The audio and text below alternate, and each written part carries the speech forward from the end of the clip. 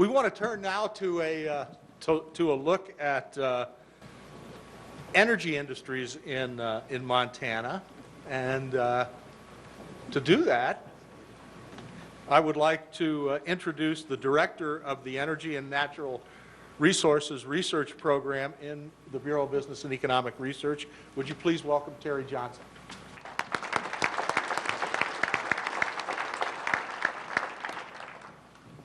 Thank you very much, Chuck. It's a pleasure to be here in Missoula. I actually work out of Helena, so I'm here today to talk about energy.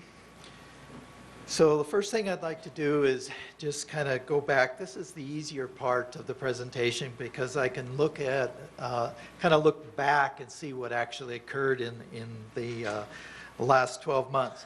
The first thing, of course, is Northwestern Energy purchased the 11 dams in Montana, and they purchased those dams for about $870 million.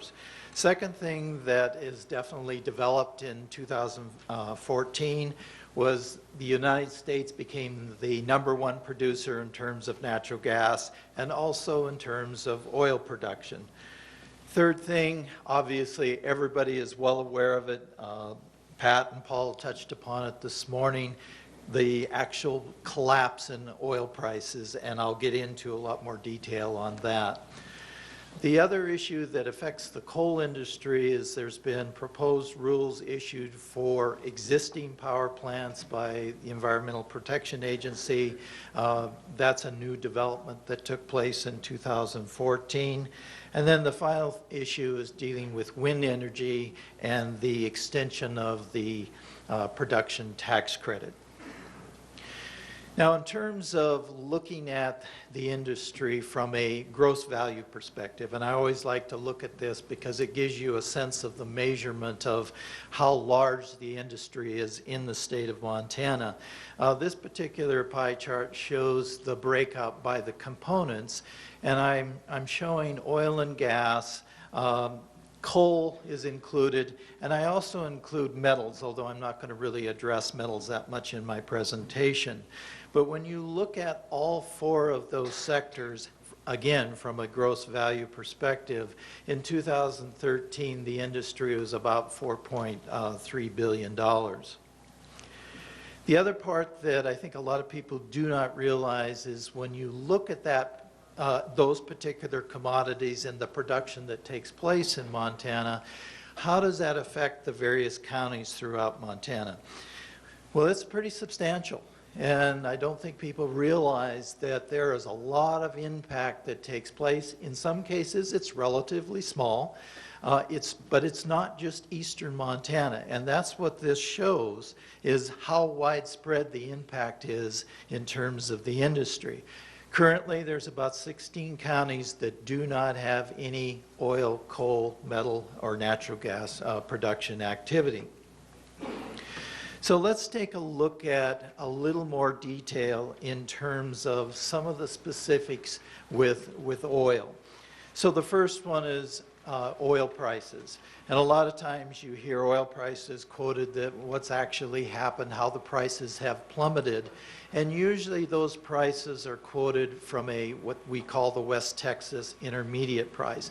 This is the benchmark price for the United States.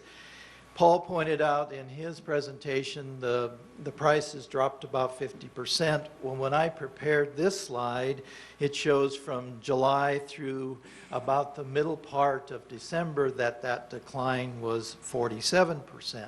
Well, if I take this and extend it another several weeks, that's how you get to that 50%. So it's continued to drop pretty significantly even since December. And right now, oil prices are trading somewhere, and this again is the West Texas price, is somewhere in the range of $45 to $48 per barrel. So now looking at it, what is actually causing it? And again, Paul addressed this to some degree in his presentation. Well, the first thing is U.S. production has grown substantially. And where that additional production is coming from is in Texas and North Dakota. If you look at just those two states alone, the production in those two states is about half of our daily production in the United States. And that production is coming from shale formations. Obviously in North Dakota, it's the Bakken Formation. In Texas, it's the Eagle Ford Formation. Second thing, slower economic growth in China and other Asian countries. Definitely the slowdown has had an impact in terms of the demand side of the equation for oil. And then the third thing that I think is very important is OPEC chose not to change their production quotas. So they are currently producing at about 30 million barrels per day. Now, if we look at, that's somewhat of good news, actually, believe it or not. But when you start to drill down and look at Montana specifically, one of the things that we track very closely is the oil price differential between the West Texas price and what Montana producers actually receive. Now, this graphic shows you the volatility in that differential, especially in the last several years, going back to about 2006. Well, this is a reflection of transportation issues.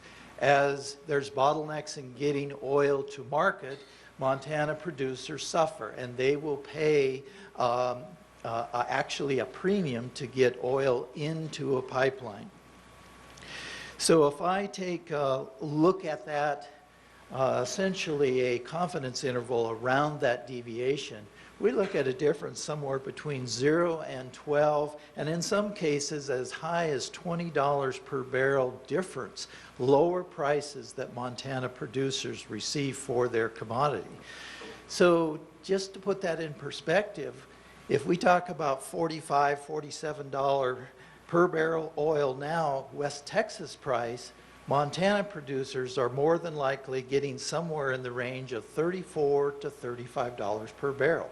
Significant difference, significant impact on Montana producers. Now, the other side of the equation, of course, is to take a look at what's happening on the production side. Well, one of the things that we take a look at is the number of oil rigs that are operating. Now, this is U.S. oil rigs, and I've updated this slide compared to what you have in your booklet. I've included data through as far as I could get in January. Now, we're starting to see a downtick in the number of oil rigs, but when you put it in perspective of where we came from, it doesn't look like that substantial of a change. In fact, you could argue that it's not all that bad, but there's actually is bad news. And the first thing is that if you look at the drilling permits, this is actual data from Texas based on a publication that we review, that the drilling permits have declined by 57% in Texas just in the month of November. Now, the second thing is Continental Resources, the largest oil producer in Montana, is projected to cut their spending by 40%, and they also are projecting that they will reduce the number of drilling rigs by about a third, or 33%. So the point being is that even though the graphic shows at this point in time we haven't really seen that significant change in drilling rigs, we definitely will as we proceed through 2015. Now, the one other factor that I wanted to bring out that impacts oil specifically in Montana is if you take a look at the Bakken Formation in Montana compared to North Dakota, you can find some rather interesting statistics and how it affects overall production. Now, the first line shows what's happened to average production per well from the Bakken Formation in Montana.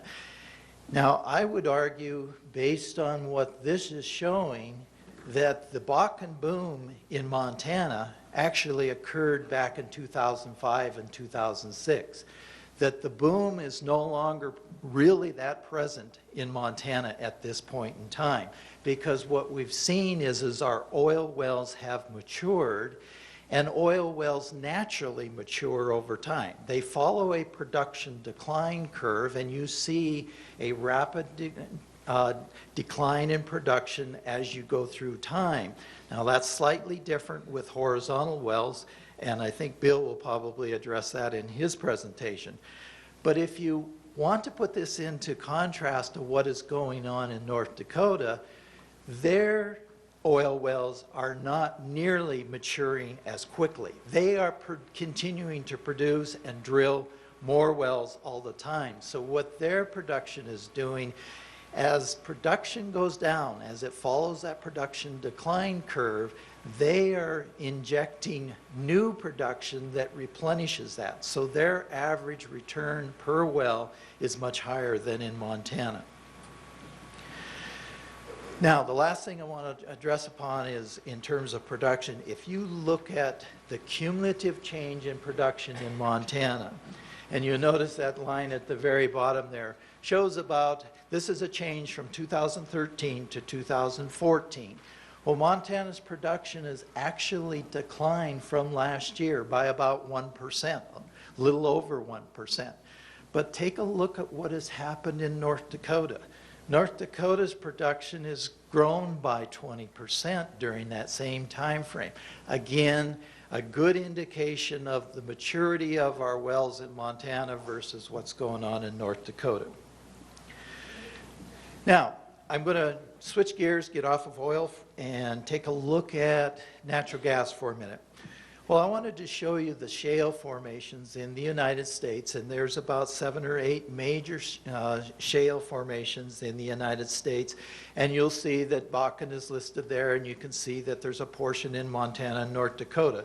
There's also a substantial shale formation in Pennsylvania as well as in Texas.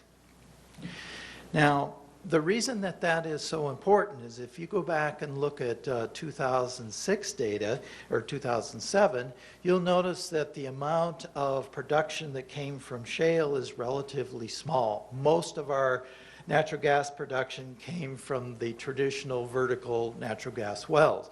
You jump ahead to 2013, that has changed dramatically. Almost 40% of our natural gas production now is coming from shale formations. And again, shale formations is what is utilizing hydraulic drilling or fracturing and horizontal drilling. Now, if I take this data and look into the next 2 quarters of 2014, this is 2013. If I look at the first 2 quarters of 2014, that percentage has jumped to almost 60%. So that's where the activity is at in the shale formations for natural gas. Well, why is this important? Well, the reason it's important is to put in perspective where the gas is coming from in the United States. It's obviously not coming from the Bakken Formation. Oil is coming from the Bakken Formation, but natural gas is really not. It's a very small contributor, and that's what this graphic shows. The Bakken Formation produces about 3% of our daily natural gas production, a very small portion. Now, let's take a look at Montana's natural gas production in some of the specifics. What I was able to do here is take a look at the types of wells that are utilized to produce natural gas. Well, there's really 3 types. There's wells in the shale formation. There's typical natural gas vertical wells. And then there's also natural gas, that associated gas that comes from oil wells. Well, that first line is an indication of what has happened with shale production in Montana specifically. Slight uptick, but not significantly. Now, the next line shows you what has happened with that associated gas that comes from oil wells, and it's remained relatively flat also. The real story here is what has happened with natural gas from the traditional wells in Montana. It has dropped dramatically to the point that it is now below or very close to the production coming from shale. So the point being, the production coming from the old traditional vertical wells is no longer a viable production component of natural gas. Last item with natural gas is the price component. We always like to look at the Henry Hub price because that is kind of like a benchmark price in the U.S. What this graphic shows you is that Henry Hub prices jump around quite a bit, and you'll notice that there's some spikes at various points. Natural gas prices are very sensitive to what's going on with weather. So in 2014, the U.S. had a rather significant cold snap that changed the amount of, changed the price of natural gas. Coal consumption, I want to touch upon two issues there. What we have is two components that drive what's going on with production. First is how much coal is being consumed by public utilities. You can see that is a significant drop off there, primarily because of retirement of coal plants in the U.S.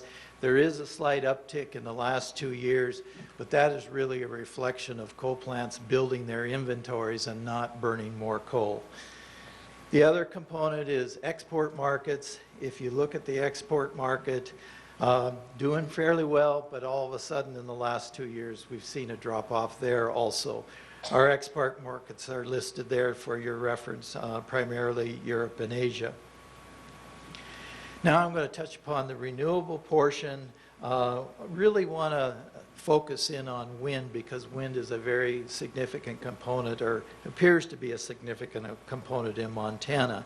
If you look at the overall growth in renewables, it's about 4% per year nationwide. So not a small amount of growth by any means. But let's just examine wind in particular and look at the makeup of electricity generation in Montana.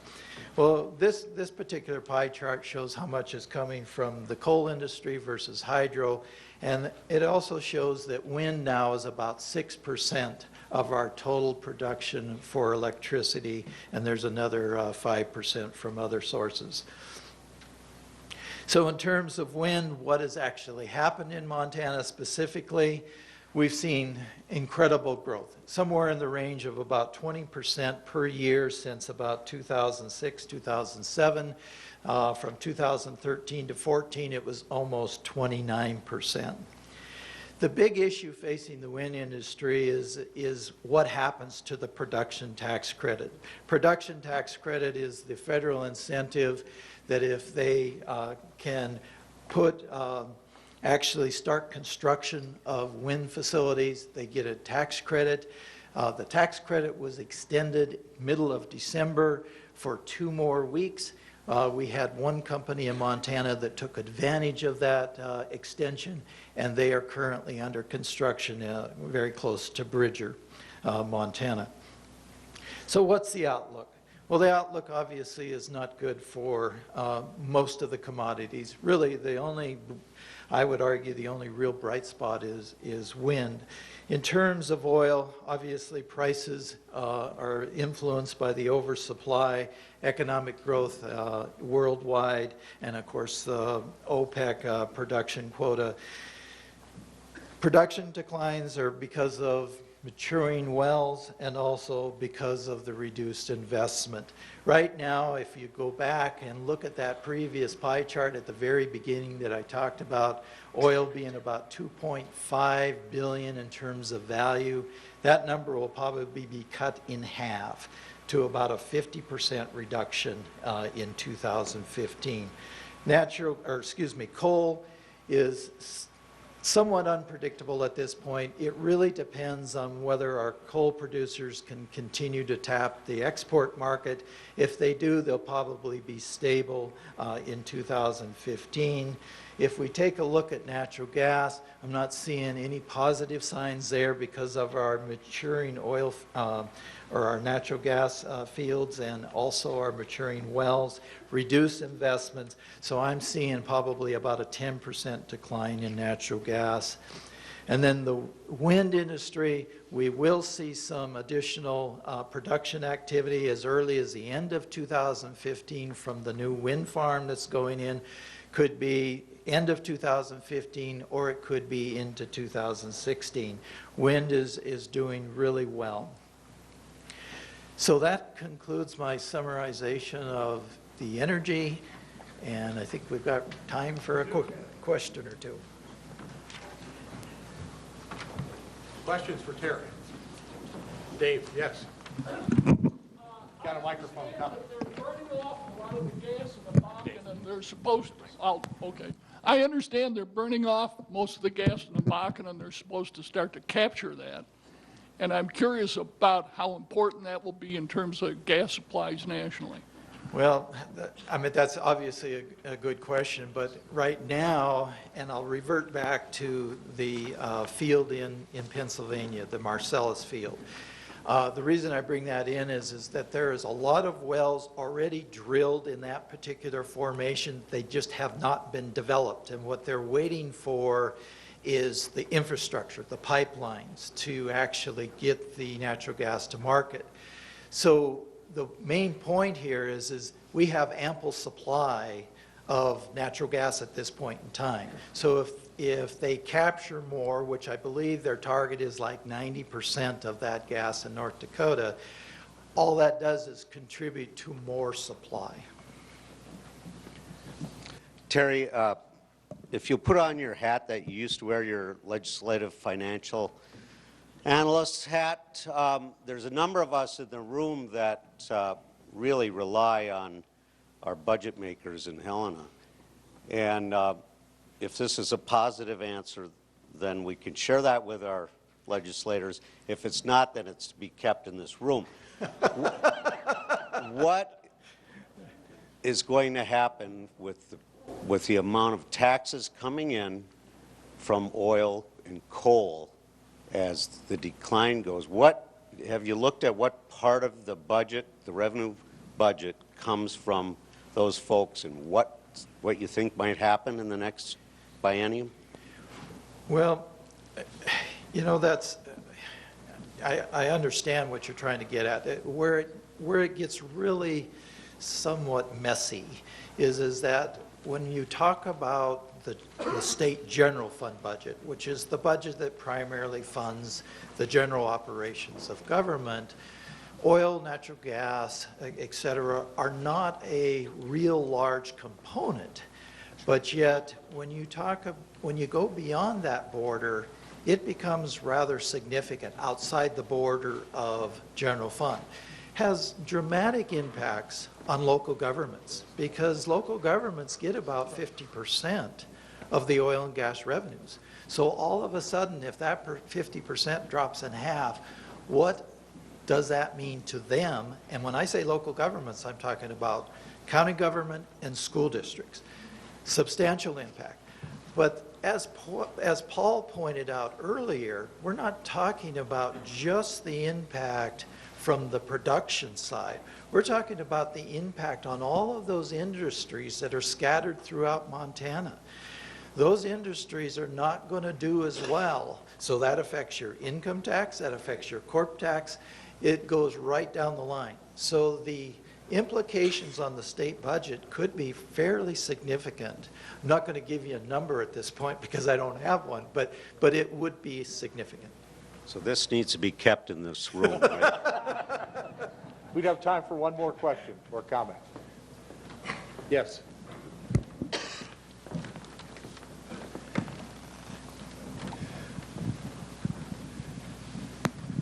So what do you know about OPEC's oil, their decision not to reduce output, and how long do you think that'll happen? And is that a strategic move or not?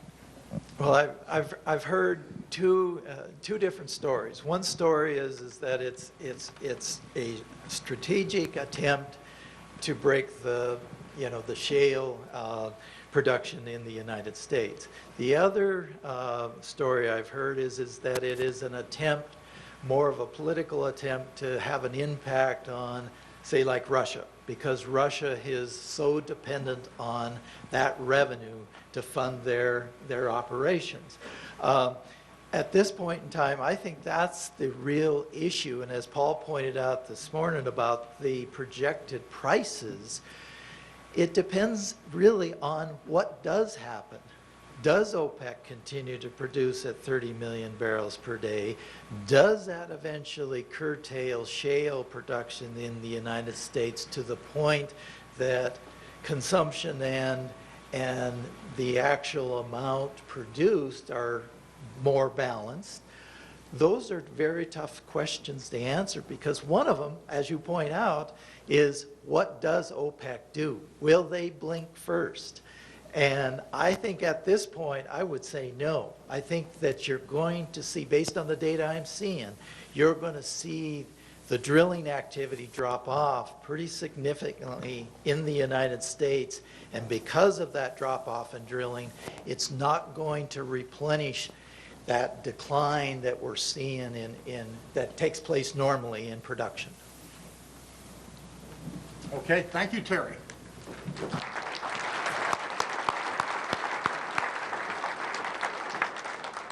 Obviously, Terry will be with us for the rest of the day as well. We recognize that there are some things going on in local economies that are not always obvious from the economic statistics available to us, and certainly economic statistics don't reveal potential new developments. So we've turned to local expertise to more fully develop our look at the Missoula area economy, and we are pleased to have with us someone who's at the forefront of economic development in Missoula, the president and CEO of the Missoula Economic Partnership. Would you please welcome James Grunke? Thank you. I always have mixed feelings about being the last speaker at this event because, one, I am the barrier between you and lunch. But on the good side is I get to listen to all the experts, and so anything that they said was good, I agree with, and anything that was bad, we'll disagree, and they don't get to come after me. The other thing that I found interesting in listening today, as the only non-economist, I don't feel obligated to put up what I told you last year and then show you where I was wrong. But I'm going to give you just a little perspective of some of the things that we're seeing right now. In the last couple of weeks, you may have seen an article in the Missoulian that the city staff views that they think nearly $200 million of new commercial construction is going to happen in the coming year. Some of these have already happened. You know, Cabela's and Kohl's coming online. Southgate Mall, we already see there's an expansion going on the mall.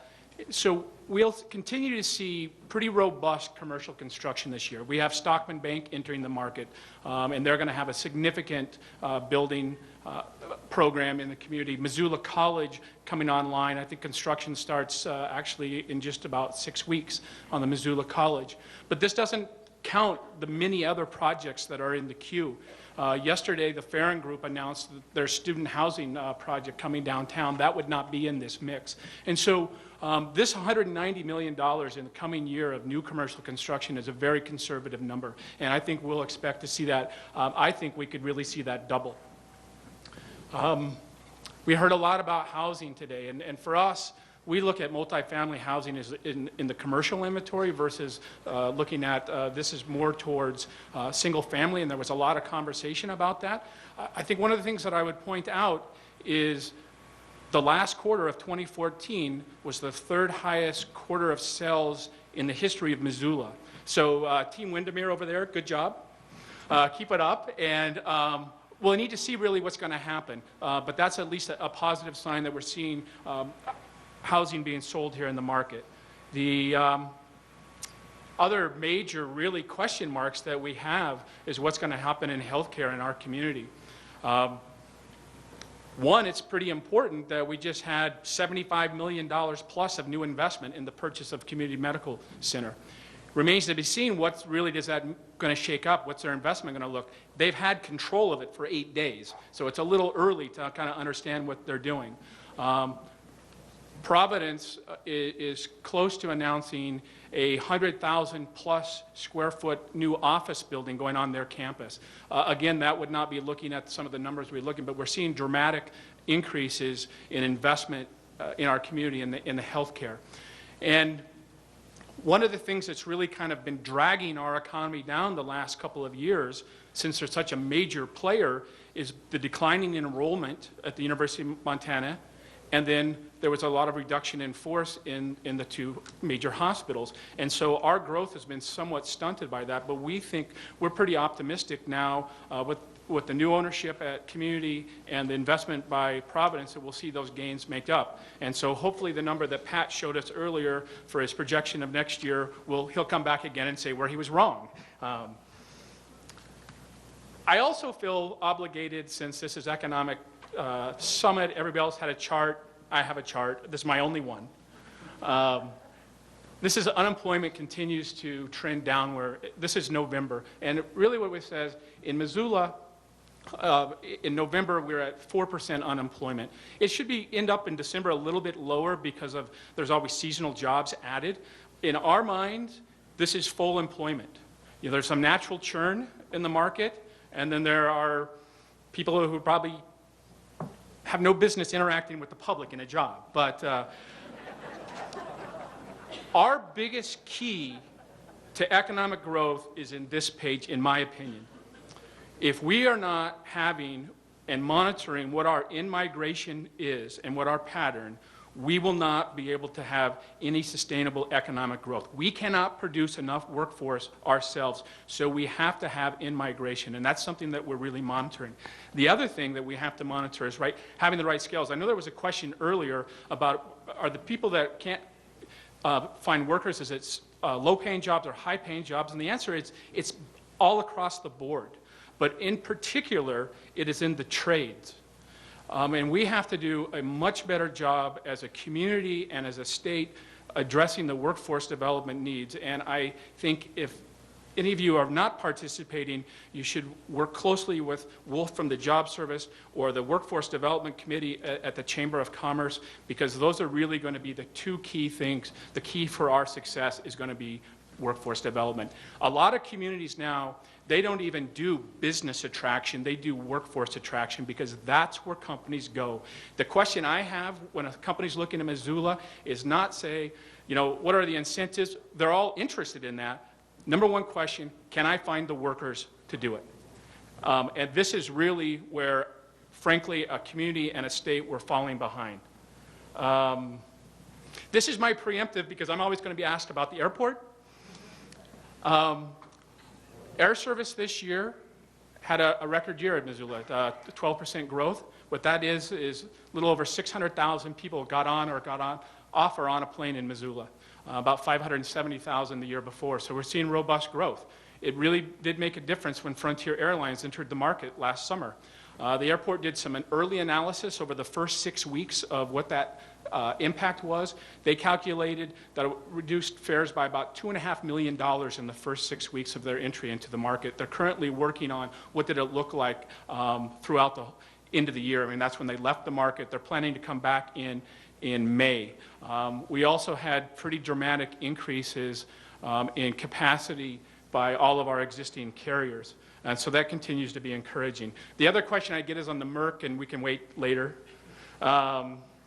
Last year, I actually did bring this little map up here, and I called it was going to be the year of the startup. And what these dots represent is per capita startups in the country. And you can see where the big blue dot is in the state of Montana, and it's in Missoula. That's the highest percentage of per capita startups. And I said we were going to see a lot of good things happen.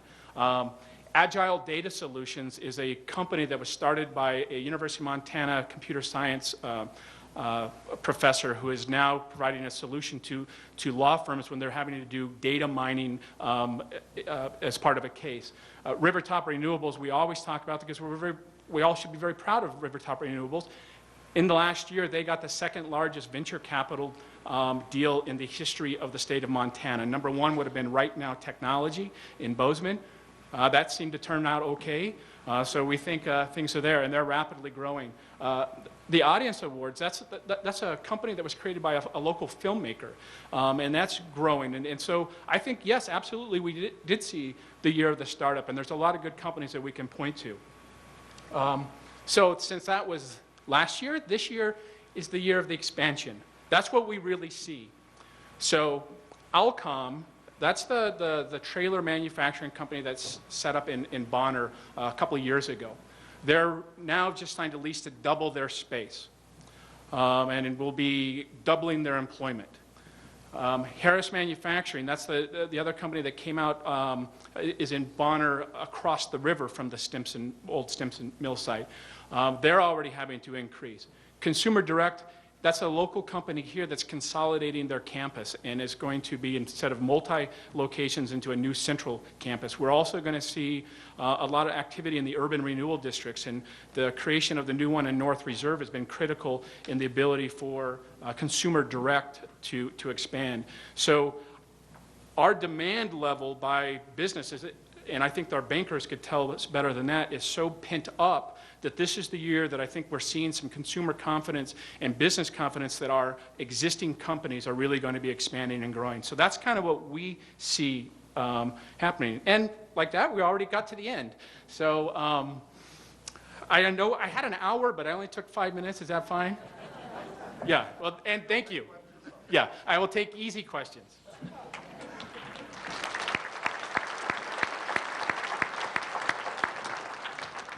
Are there questions, comments?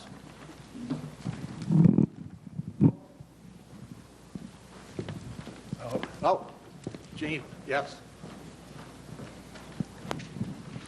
So James, I know the answer to this, but there was an earlier question about how do we have enough land for businesses that come and talk to you? So if you could talk a little bit about the industrial lands assessment. They were supposed to be easy, Jean.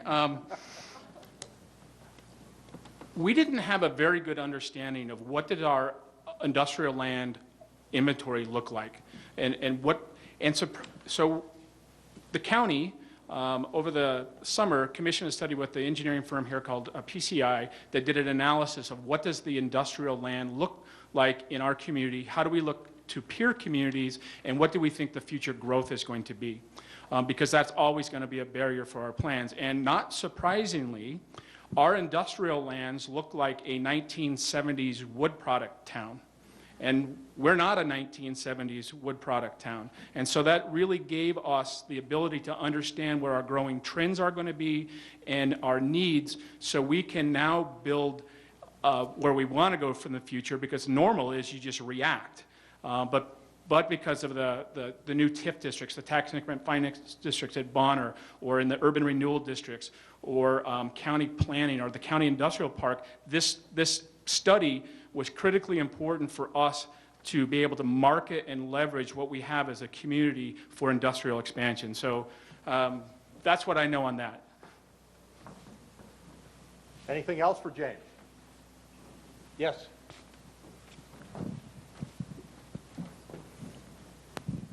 You said you were going to tell us about the Merck. I said I would be asked. You know as much as I do. I don't know. I'm just always asked those two questions. What's going on at the airport? What's happening at the Merck? Used to be, we're working on it and I don't know. Pick which one it is. But now I know one of them. We hate to end on an I don't know. Thank you. So, anything else for James? If not, thank you very much for being with us today.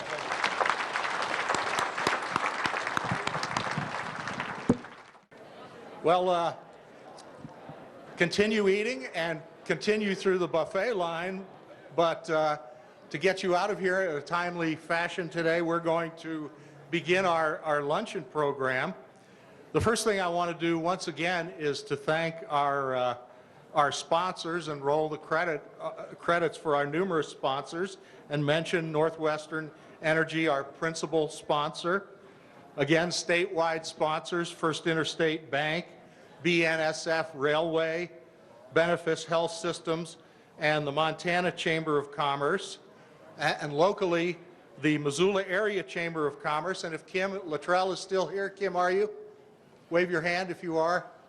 Kim, thank you for the Chamber's support.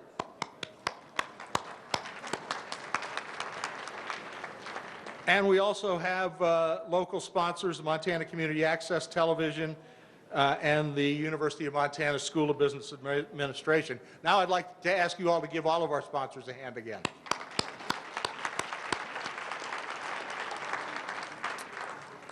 There are some introductions that I would like to make, and I'll ask that we not applaud each person, but each category of people. But we're very happy to have quite a few people from the University of Montana administration with us today. Provost Brown, Perry Brown was here earlier. I don't know if Perry's still here. Wave your hand if you are, Perry. Scott Wittenberg, our Vice President for Research and Creative Scholarship, is here. Thank you for coming, Scott. Teresa Branch, our Vice President for Student Affairs. Rosie Keller, Associate Vice President for Administration and Finance. We have a number of deans here.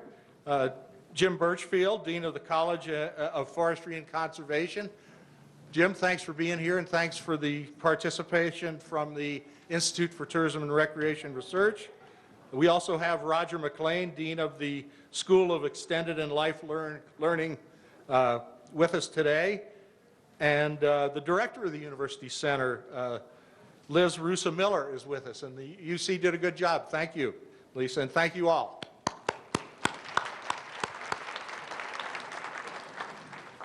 I want to mention two members of the Bureau of Business and Economic Research Advisory Board that you met today, and I think they're still with us, and I'll thank them. That is James Grunke and Sue LaRue, and thank you in addition to everything else you did for your service on our advisory board.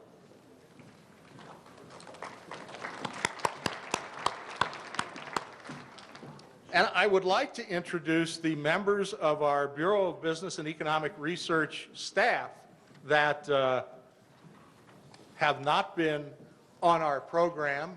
You've probably met them, but I would like to introduce them and ask them to raise their hands or stand and be recognized. And I'll start with John Baldridge, who is our Director of Survey Research. Many of them are standing back there. Please hold your applause. Tala Dillon, who is our Director of Montana Kids Count. Shannon Furness, who is our Marketing or our Publications Director. Shannon also put together the Outlook booklet and the PowerPoint booklet that you used today. Thanks, Shannon. Nice job. Steve Hayes is a research forester on our staff.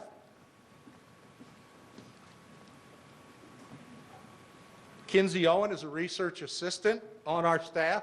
Kinsey here. Micah Scudder is a research assistant and has been handling the mics.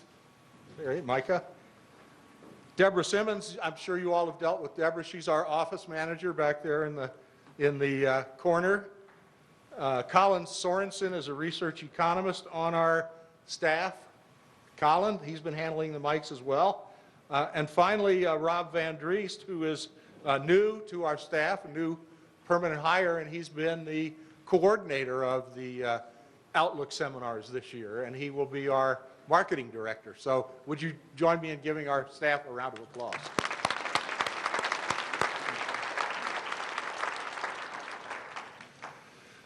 And now we'd like to turn once again to the theme of this program, Montana's Energy Revolution. And certainly our state's largest investor-owned utility and our Outlook seminars principal sponsor, Northwestern Energy, has a keen interest in developments in Montana's energy environment. So to introduce our keynote speaker, and first to give us an overview of some important things going on at Northwestern Energy, would you please welcome the President and CEO of Northwestern Energy, Mr. Bob Rowe.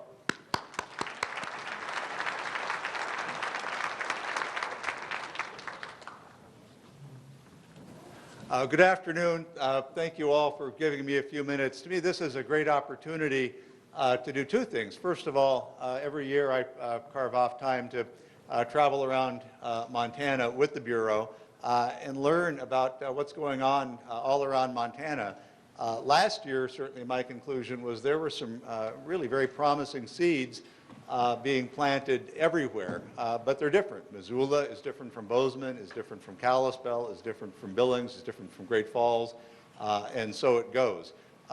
This is also, though, a chance for me to give you a very quick report on what's happening at Northwestern Energy. Now, the theme is, of course, the new American energy revolution, reshaping Montana, and I make a bit of a distinction, some of you have heard me do this before. I don't think of Northwestern as an energy development company. I think of us as a utility, infrastructure, and service underlined company. Our job is to build, operate, maintain the infrastructure, provide the service so that all of you can succeed in what you're doing personally, professionally. Just walking in this morning, our construction manager for Missoula was finishing up a meeting here on campus, trying to understand what we need to do to support activity on campus. Our obligation, I think of as stewardship, and there's 16 critical infrastructure platforms identified by Homeland Defense, of which they say one is unique, and that's, again, what we do, because all those other platforms, and they are critical, finance, education, healthcare, on and on, depend on safe, reliable, adequate energy services of various kinds. So our obligation, and it is a stewardship obligation, is to manage that infrastructure, maintain that service, and do that, I believe, in a socially, environmentally, and financially responsible way. I'll say just a few things about that. First, starting with the supply side. Coming out of supply deregulation in Montana, everyone lived through that. I don't think it has many fans now. It has a few, but not many. We've been able to build an incredibly diversified portfolio of resources, particularly with the hydro acquisition. I was up in Thompson Falls first thing this morning. A tremendous asset at the Thompson Falls Dam, a great community asset, but also think about the role that those dams play in the environment of Montana, how valuable they are. We're excited about that stewardship role. As a result of that, and that was my primary focus last year when I visited with many of you, as a result of that acquisition, bringing those facilities and those great employees back into what is now Northwestern Energy, the carbon intensity of our Montana portfolio decreased 41%. We are over half wind and water in Montana right now. And if you just looked at the Northwestern Energy portfolio in Montana, it is already compliant with the EPA's goal for Montana in 2030 in terms of pounds of carbon per megawatt hour of generation. That's pretty darn extraordinary. We own about 8% of the thermal, of the coal generation in Montana. Montana is heavily an export state, and that, again, is one of the reasons that this is an important subject in the conference. We're also, on the other end, responsible at Northwestern for over 80, I think actually about 90% of all of the programmatic energy efficiency that's been obtained in the state of Montana. And sometimes I wonder whether the policy environment in Montana really supports what we do. On the natural gas side, we've been out acquiring and dedicating to serve our customers natural gas assets. Last year we had 3, as you know in Missoula very well, 3 critical demand peaks during the winter on the gas side. Our customers, first of all, gas flowed to them, and we managed to protect our customers from the kinds of incredible peaks that customers in other parts of the country experienced because we had those own resources. So what we need right now on the supply side for electric is peak and super peak. But we have our light load obligations in Montana pretty well satisfied out for the next number of years. So that's a good place to be, and it's a very clean portfolio. That doesn't matter if you're not paying attention to transmission and distribution, and we are. 2 years ago, talked a lot about our distribution system infrastructure project. As long-term stewards, we're paying attention to the critical assets, transmission, distribution, back office systems, and supply, both gas and electric. And the systems we operate obviously are essential for our customers, but also critical if you're an electric co-op member, if you happen to be a natural gas customer of one of the other local gas distribution companies in Montana, such as in Great Falls or Billings. So those assets are incredibly important. As important are the people. Both our assets and our people are spread over 50 communities in Montana. I really appreciated the mention of the role of apprenticeship programs. We have obviously some dedicated, brilliant engineers, but hundreds of our employees came up through apprenticeship programs. And you can have a career in Montana, a professional career doing very important work as a journeyman lineman, an electrician, a gas technician, on and on and on. And those are great lifelong career jobs, doing good things for your neighbors. There was some question also about taxes, a couple of footnotes there. First, in the Montana tax system, with the centrally assessed taxes and no sales tax, it turns out we are by far the largest centrally assessed property taxpayer in Montana, well over $100 million. Well over $100 million in 2015, a little bit below that in 2014. Second largest is actually BNSF at about $25 million. So it's an important role. Negative is that your bill on the electric side is about the centrally assessed Montana property tax is about 10%, equivalent to 10% of your electric bill, about 14% of your gas bill. And in South Dakota or Nebraska, where we also serve, that would be about 2 or 3%. So despite that, though, our bills, we managed to bring our electric bills in about 18% below the national average. So what we think about, again, is investment, long-term investment in our system, managing that system. We've got about almost $3 billion of assets in Montana, all dedicated to provide essential service at prices based on cost. Our investment in Montana in 2015, and again, all assets dedicated to serve our customers, will be around $200 million. So it's about the same size on an annual basis as what the legislature is looking at as part of the Build Montana program, and that's spread all over Montana.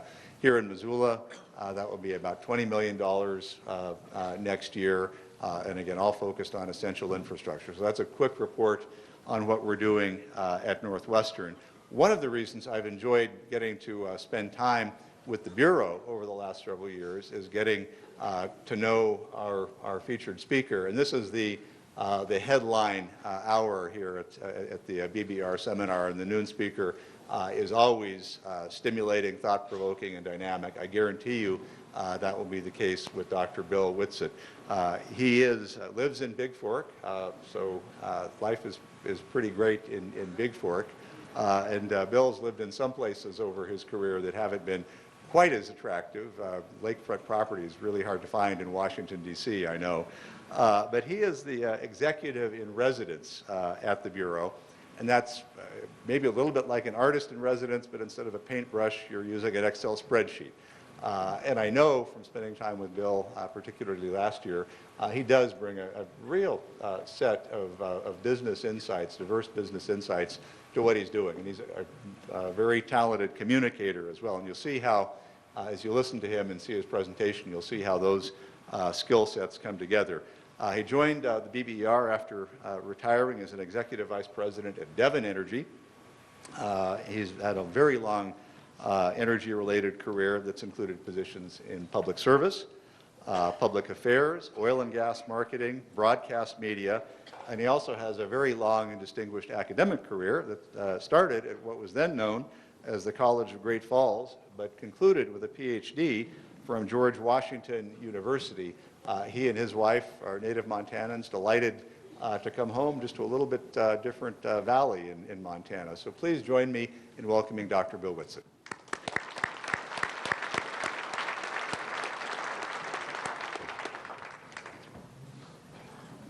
Well, thanks, everyone. It is a real delight to be here, and hope we have some fun for the next half hour or so, and then we'll leave time for plenty of questions, and you can play Stump the Doctor here or something. The presentations today, I thought, were exceptional, and I'm very proud of everyone who has participated so far.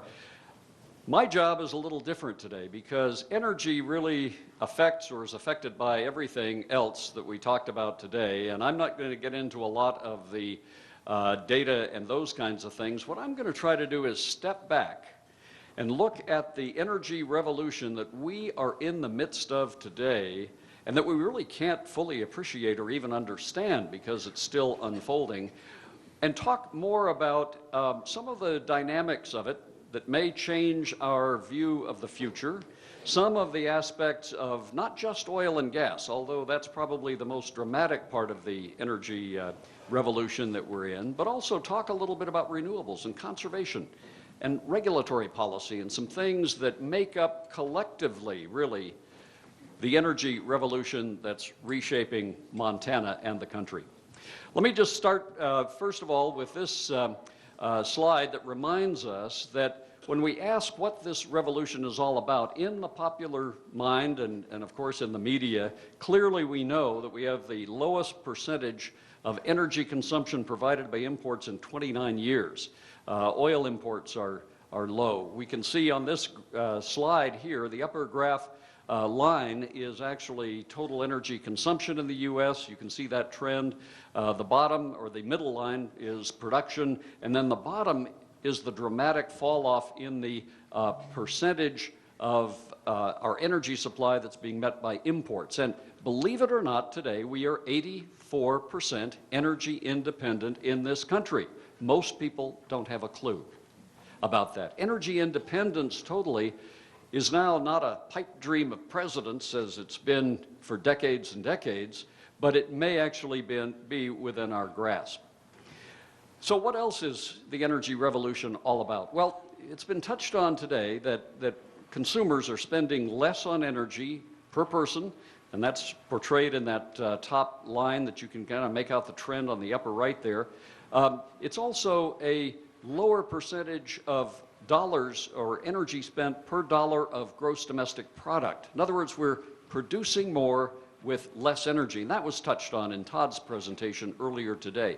In Montana, we've seen that 3.5% per year recent decline in energy use or improved efficiency, and that's good news. It's part of the revolution also. And then, of course, as a share of our disposable income as consumers, you can see that trend with a big bump some time ago, but the trend going downward also, and now with gas prices at $2 or less, that line is going to be even more pronounced in the future, I'm sure. What about workers? Well, the energy revolution, as we have heard and as we know, has led to creation, particularly in the oil and gas sector, of hundreds of thousands of jobs. In fact, right during the recession, the oil and gas industry, including in the Bakken, was growing employment while jobs were being shed elsewhere in the economy. And one could argue that that muted some of the effect of the recession in its worst periods. 12,500 or so oil and gas related jobs in Montana. There have been a couple of studies recently that say that the induced activity of those jobs actually could support 40,000 jobs and maybe 10% of Montana's economy. We've also seen entrepreneurs creating their own businesses. The picture here is of a truck belonging to Osprey Trucking out of Sydney. A small company created when a retired airline pilot went to the Bakken to see what was going on and was bitten by the entrepreneurial bug. He bought a used water truck and started hauling water for the oil field operations. He bought a second truck and soon had a thriving business out of Sydney, and eventually his company was bought by a bigger company. Again, a sign of what can happen in an energy situation such as we've been seeing. And of course, as Paul Polson and others have noted, the dramatic oil and gas part of the energy revolution in eastern Montana has led to arrest of some population declines in some counties. And as we published in the Wall Street Journal last year, some dramatic wage increases even in the lowest paid sectors of the economy of eastern Montana. Well, the energy revolution in America is about all those things, but what I really want to focus on now is the components of it and some of the elements that may or may not be fully appreciated around the country and here in Montana. First of all, first and foremost, particularly with the oil and gas part of the revolution, it's about new energy resources. And you ask, why does he have new in quotes? Well, it's because those resources have been here on the earth forever, almost. But they're new in the sense that we can now access them where we couldn't before because of technology and innovation, or they're new because with new technology and innovation, that is applying known technology in new and different ways in different situations, we can now make them more economic. And of course, all of this has led to better operations throughout, whether it's old energy or new energy or fossil energy or renewable energy, This mix of things is leading to better operations, more efficient operations, and also environmental progress that we want to touch on here in a little bit too. Now, we can always do better in each of those categories. It's a continuous improvement drive that we see as part of this revolution. Obviously, much of this has been driven by price, and now we are in a different price environment. And sort of toward the end or under Q&A, I'm happy to talk about some of the implications of what we're going to see here in just a couple of minutes. And of course, we have seen increased questions, concerns, debate about environmental, social, and other aspects of the energy revolution, dealing with all forms of energy that comprise the revolution today. But all of this together leads me to the conclusion that we really have new thinking for a long-term future that's different than it's ever been in this country. So let's start now by talking a little bit about these new resources. And you see some examples there on the slide. We certainly see new technology and new ability to produce wind power. We see better solar panels. We see better operations in traditional areas. But at the heart of what we now consider to be the most dramatic part of the energy revolution is this.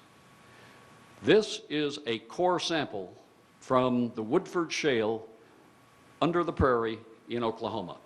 And I invite you after the presentation, if you'd like, to come up and pick it up. This thing weighs about 10 pounds. It is denser than concrete, and it's where the revolution really started, in essence, with natural gas from shale formations. And here I have beside me, and you can take a look at this one too, this is a Bakken sample from about 9,400 feet below the surface in Richland County, Montana.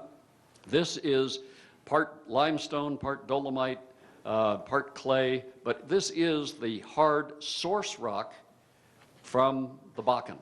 And I'm going to say a little bit more about a very interesting fact about the role that Richland County and the Bakken have played in cracking this code. But what I would like to do, if you'll bear with me, is do a short geology lesson for non-geologists. And if you don't take away anything else about the nature of the new resources and the oil and gas part of the revolution, remember this slide and what we're going to talk about on this slide, which is that these shales and these tight formations are all over the country. And here's the geology lesson. If you look at this slide, oil and gas has been known for a very long time to be created in that lower band, the gray area here on this slide, that is really the source rocks, the shales, the rocks such as I showed from the Bakken. These are source rocks where over hundreds of millions of years probably, critters and plants have been cooked basically, and oil and gas formed that then migrates up through more porous layers of rock or sandstone until they reach an area of less permeable rock and they're trapped. And you can see sort of to the right there, there's a little red area under a well, and that's a trap of oil and gas. And traditionally, we in the oil and gas business have sought to find these traps, and we've gotten better and better at it. But we drilled wildcat wells, you know, out in the middle of nowhere to try to see if a surface feature or something we saw on a seismic image might actually mean that some oil and gas was trapped there. And that's how oil and gas from the beginning of its commercial use was found and produced. But then about the turn of the century, about the year 2000, some people got the idea that, well, wait a minute, why don't we see if we can go to the source rocks themselves, those lower areas there, and try to produce the oil and gas right there? Why do we have to look for these traps? Well, because it's trapped in very tight formations where it was cooked, and also because the economics weren't there. And there were people who drilled vertical wells. You can see one over there on the left-hand side to try to get oil and gas from this geology, and they couldn't make it pay. Here's the fact I wanted to point out to you. In the year 2000, in Richland County, Montana, LICO and Halliburton, under the guidance of a guy named Richard Findley, who's going to be at our presentation in Billings, drilled the first economic horizontal well to expose more of the wellbore to the source rock, and then hydraulically fractured or cracked the rock around that wellbore. That was the first economic, horizontally drilled and fractured well in the Bakken.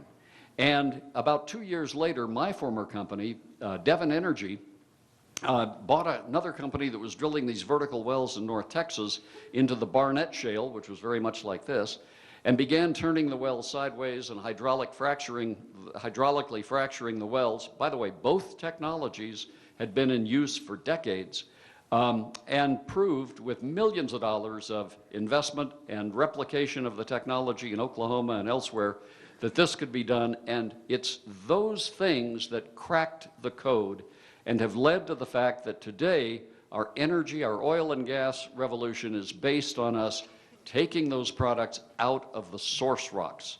We're no longer running the risk of finding those traps, even though we do sometimes. But that's the fundamental nature of the oil and gas revolution. So, how's it done? Here's a little video clip that should show you. A vertical well is drilled, and then as you see, it's turned sideways. The drill string is pulled back out of the well, the drilling rig is moved off, and surface equipment with lots of compression and water tanks and so forth are brought to the surface. What we call a perforation gun is inserted in the horizontal part of the well, and it fires little charges just a few inches into the rock through the pipe that's in the wellbore.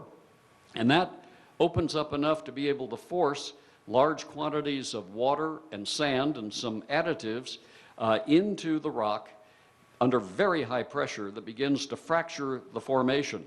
And then a plug is set, and this same process is repeated from the toe, as we call it, of the well, all the way back to the heel, and we maybe do 20 or 30 of these stages. At that point, all the plugs are drilled out, and the oil and gas begins to flow. The surface equipment has been reduced to a few valves, pipes, and maybe some tanks. Reclamation begins, and that is how horizontal drilling and hydraulic fracturing are married to produce the energy we see in the shale revolution. What's the result? It's been alluded to. Here on this slide, you can see the tight oil production growth that has occurred. This actually represents a time period from the year 2000 through almost today. And you can see that the tight oil, by the way, the Bakken is the blue or the second band there, and Eagle Ford is the one that was mentioned earlier, is at the top. The same is true for natural gas. You can see at the top is the Marcellus of Pennsylvania, and the Bakken is actually way down toward the bottom. It's like the fourth from the bottom band on this slide. But again, the production increases have been absolutely astounding, something we've never seen in this country or, frankly, in the world. And this is being replicated or tried around the world today. Now, the technology march in the oil and gas business, though, hasn't stopped. In fact, if anything, it's accelerated as companies compete to be the best at getting more of the resources out of the ground and doing it much more efficiently. Our ability, for example, to see beneath the ground through seismic work, that is putting sound waves into the ground, taking the reflections and then imaging, and you see some examples here, has now been replaced, for example, with something that's called microseismic technology that's very recent but very important in this down price environment. And let me just take you through a little bit of what this is all about. First of all, there are a lot of surface and subsurface sensors that actually listen passively to what's going on beneath the ground. And as hydraulic fracturing occurs, the rock pops. So each of those little balls that you see in this three-dimensional image represents a pop in the rock. And the bigger the ball, the louder the pop, which is a proxy for the part of the fracture formation. And then the color differences represent those different stages of fracturing that I mentioned in the other graphic. This, coupled with supercomputing and geophysicists who know a heck of a lot about how to put all of this together, gives us an underground image of what's going on during these operations and allows these scientists, including a lot of engineers that Montana Tech has put into the oil and gas industry, to better plan and figure out how to become much more efficient in terms of oil and gas production. And I'd be happy to come back to that under Q&A because that may mitigate some of what we would otherwise expect to see with these price declines that we're experiencing now. But technology progress as part of this revolution doesn't just apply to oil and gas. We see it across a very broad spectrum. I mentioned that we see better windmill blades, better turbines, better solar panels with costs coming down. This is quite remarkable today, and it really is part of the revolution. And I've put a couple of examples here that I think you'll find interesting. The one there with the lumber stack, that's a cogeneration facility at the FH Stoltz plant up in Columbia Falls, where they're putting 60,000 kilowatts of power every day into the electricity grid through a cogeneration facility that burns waste, sawdust, and wood chips and shavings. Amazing. And even beyond that, this couple of photos on the right, this is an algae aqua project. Again, up in Columbia Falls, where they're growing algae, and that algae is used to make organic fertilizer, and it puts off biogases and bio-oils. The gases then can be used to generate heat and electricity. Again, remarkable innovation and technology improvements that are part of what I see as a much bigger energy revolution than just an oil and gas revolution.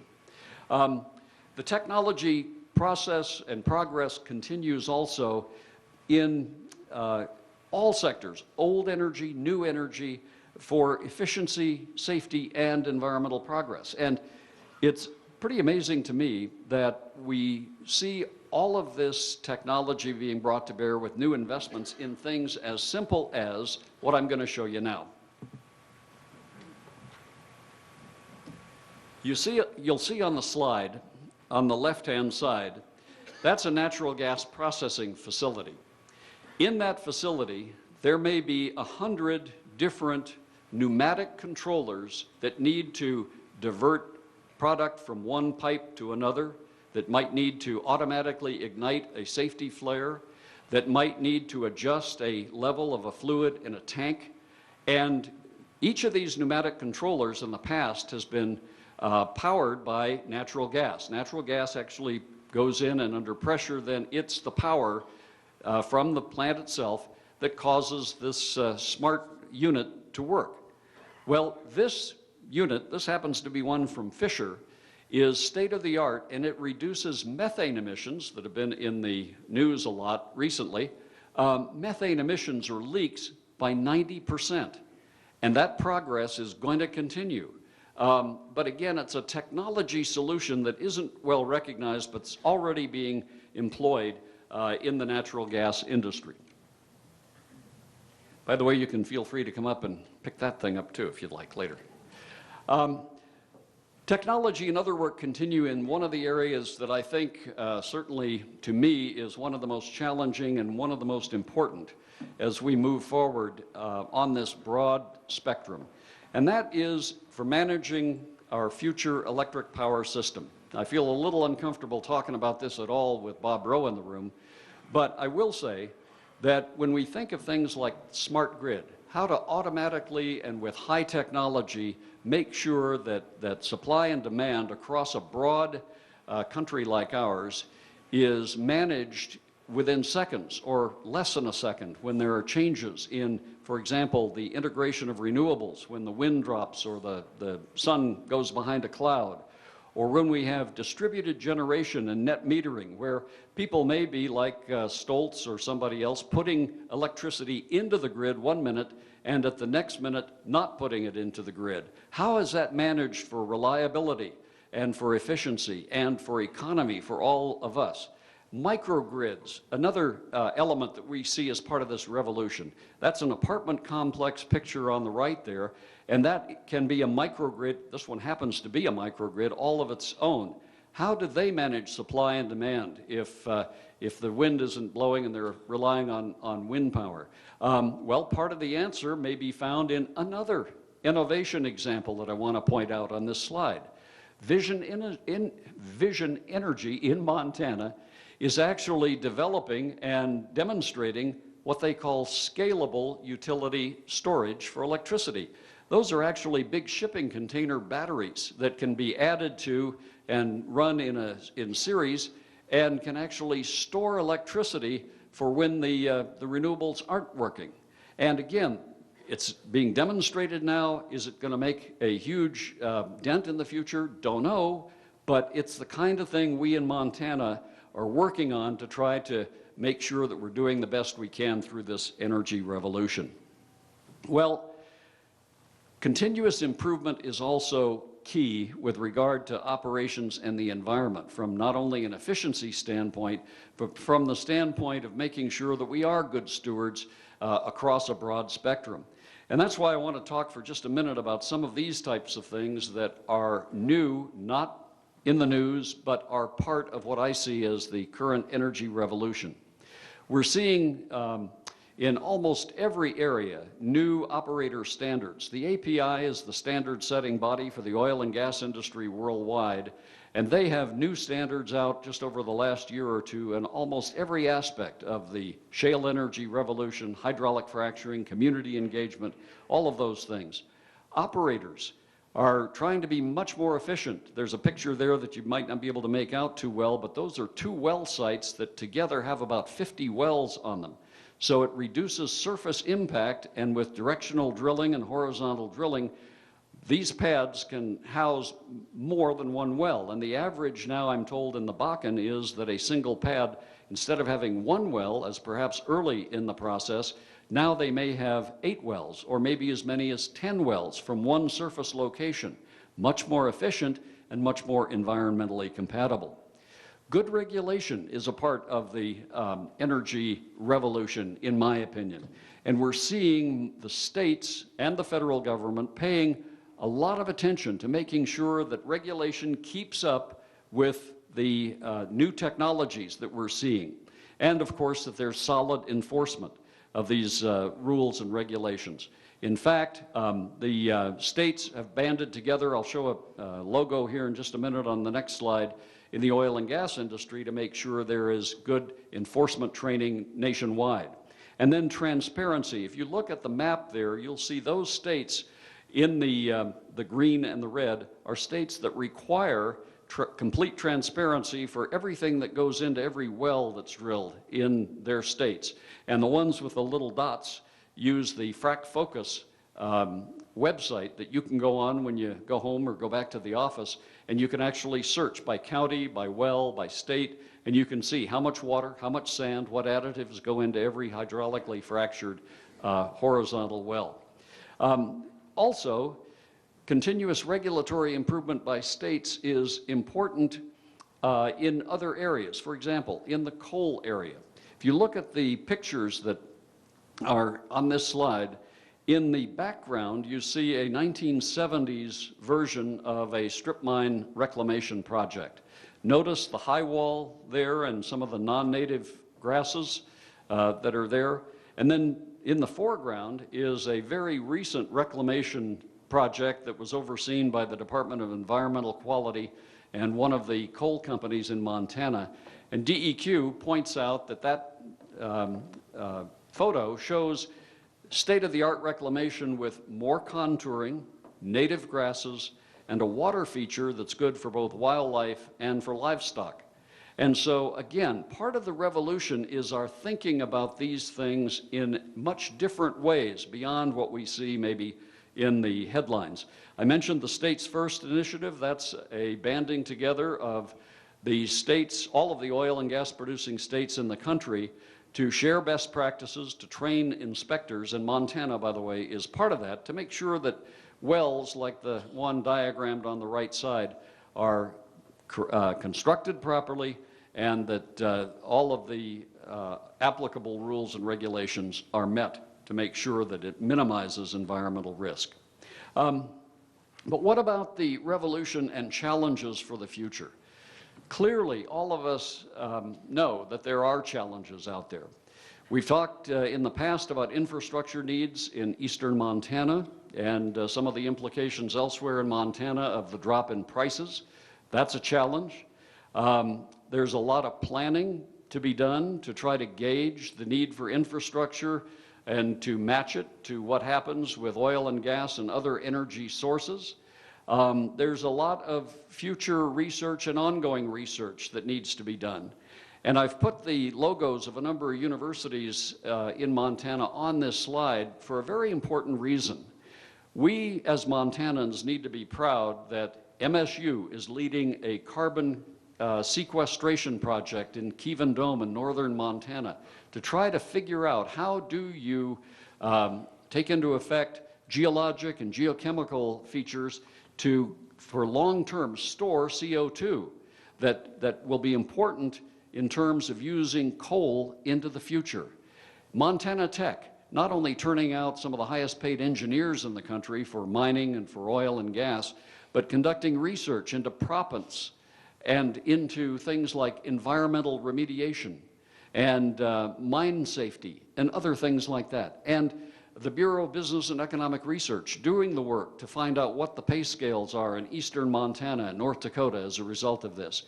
And then I'm very proud of our many community and other colleges around the country that are doing what was touched on earlier, which is providing training and certificates to workers for a broad range of energy jobs to meet the needs for productive, well-trained employees. And then finally, let me just say that there are some real policy challenges, and we'll see some in this legislative session. We see them at the national level. But particularly when we get into areas that are new and technology driven, for example, the smart grid and net metering on the electricity side and other things, and when we have the complexity and interactions of various energy sources, and when we have agencies that may have completely different mandates but overlapping jurisdictions, the challenge is how do we make our public policy address real issues, yes, but do it in consistent, effective, and efficient ways so that we don't have, or so we minimize at least, unintended consequences and the discouraging of this innovation and entrepreneurial spirit that we've seen across this whole spectrum of energy sources and developments. So I conclude by saying that I'm proud of the fact that Montanans are working collaboratively and in that spirit of entrepreneurship. We're at the lead in some of the new research and some of the new developments. We've got challenges ahead, including the oil price environment, but I'm very optimistic that we're going to come out of this just fine. Thank you.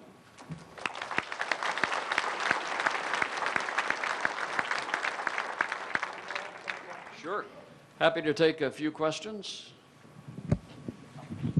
And don't forget to come up and handle the core samples and this pneumatic controller up here.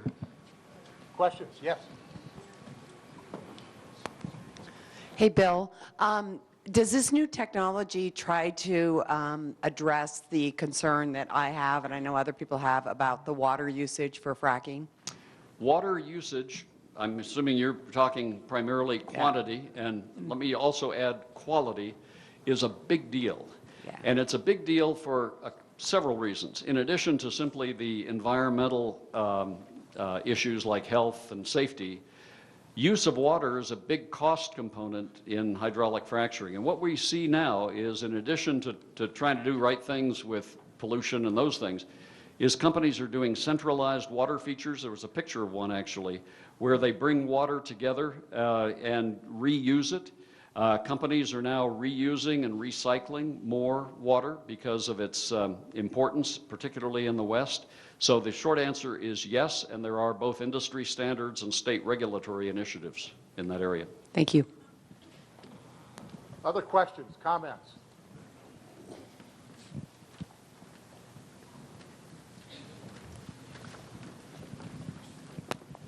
Hello, Bill. I had the opportunity to take your MBA elective last year, and it was an incredible course. And I know for me, it was very eye-opening how little I knew about energy, even though I thought that I was fairly up to speed. And I'm curious about your perspective teaching what you've seen in the classroom in terms of students and their awareness of some of these issues. Thanks, Christina. Great student, by the way. Thanks for the question. Well, I have a couple of reactions. First of all, I was very pleased at the quality of our graduate students in my first foray into this area at the university last year. Very inquisitive. And one of the things, or a couple of things that struck me, though, was that our students, and this is probably true around the country, just in different ways, really don't have a good energy literacy feel for the scale and scope of energy demand and supply, not only in our country, but worldwide. Think about this. There are more than 1 billion people in the world that don't yet have electricity, and they want it. Think about this. There are probably more than that number of people by several times who would love to and aspire to have an automobile. What does that mean in terms of the energy future of the world and our students in making their ways into it?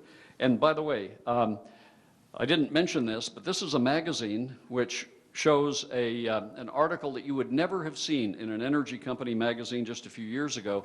It has a big spread on supply chain management.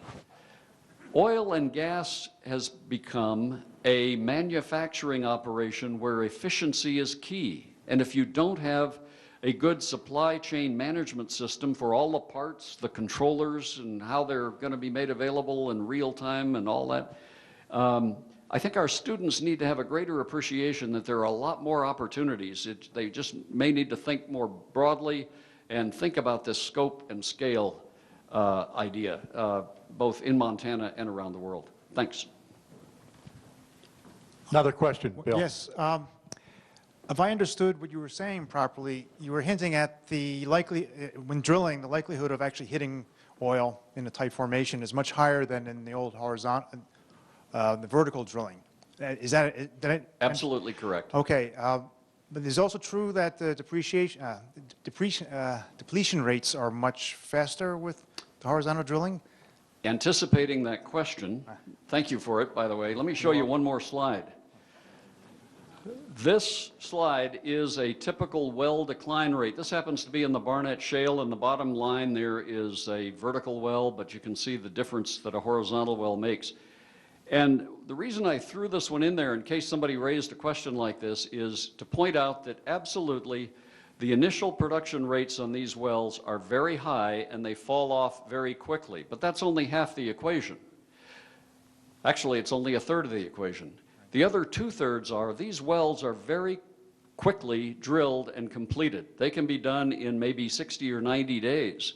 So that if there's and companies always keep an inventory of drilling opportunities, where they would drill their next wells, and they keep high grading them. So let's say that a company like Devon, mine, kept an inventory of 20,000 drilling locations, high grading them all the time. If prices turn around, even though they may have stopped drilling today to save cash, those wells can be drilled very quickly and you get that very high impact. But the third piece, and this one is the one that is almost always overlooked, these wells, once they start to decline on production, the tail that continues will continue for decades, unlike conventional wells. So every one of those wells that's drilled layers in a small increment of what we call base production that will last for a very, very long time. So as you move forward with wells, that bottom curve, or the total of those curves, continues to rise.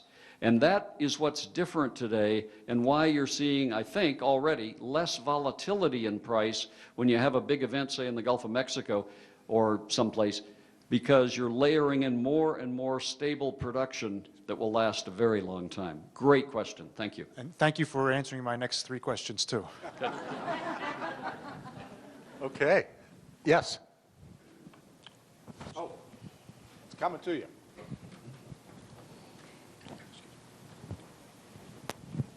Thank you. With this technology, do you see a spread across the globe of applying this kind of technology? And if so, are we looking at a permanent potential oversupply of oil? Quite possibly on the latter, that at least if it's not permanent, it's much longer lived globally than we may have anticipated over time. However, for the near to midterm, in fact, let me use a quick anecdote. I was asked by the State Department to attend a conference a couple years ago where they were going to bring together 30 countries that were interested in our shale revolution that was underway. And they said, can you think of any red flags that we ought to be aware of? And I said, yeah, I can. And that is, in this country, we are blessed with probably the best resources that the geologists I work with, and worked with at the time, know in the world. And second and third and fourth, we have a private property regime that allows people to have an incentive to allow their oil and gas to be developed. It's not owned by the government.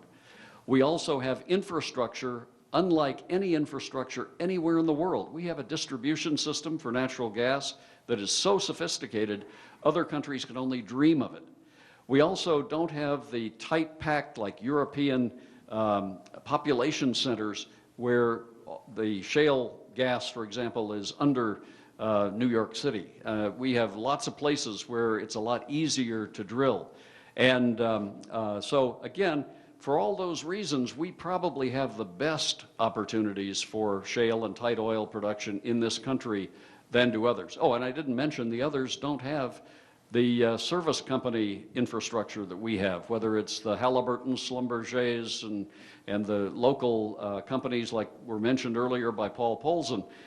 They just don't have it. Now, they can acquire it over time, and the big companies will go there, but with less viable resources and the prices we're seeing now, I think they're going to be a step behind for a while. Yes. Bill, in one of your slides, you said we're 84% energy independent now. What's your prediction when we'll be 100%? I never thought we'd be at 84%. It's hard to say, and I don't know that we'll technically be ever 100% because we'll be exporting and importing and all of that, but we are so close. We may be virtually independent in the next decade, depending on price too. I mean, you know, the energy prices, if they don't come back, maybe it'll make more economic sense to continue import levels at kind of the same pace. And so there are a lot of imponderables, but I think the fact that we are where we are and the trend has been what it has been is just remarkable. We have time for one more question or comment. If not, thank you, Bill. Thanks.